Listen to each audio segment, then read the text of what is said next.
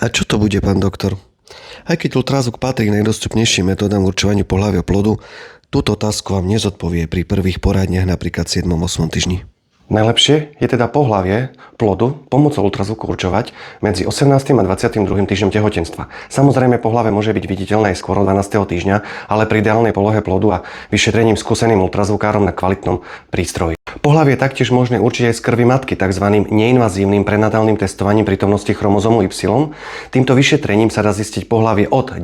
týždňa tehotenstva, ale v súlade s uznesením etickej komisie Ministerstva zdravotníctva vám laboratórium informácie poskytne až po ukončenom 12. týždni. Vyšetrenie je samozrejme hradené z verejného zdravotného poistenia a cena 120 eur. Ale viete len pohlavie a nemáte vyšetrené časté genetické vady a to sú ďalšie eurá. Pohlavie vieme určiť aj odberom plodovej vody, teda amniocentézou, pri ktorej vám pichajú do brúška. Tá sa ale robí len, ak je odporúčané, pretože je stále 1% riziko potratu.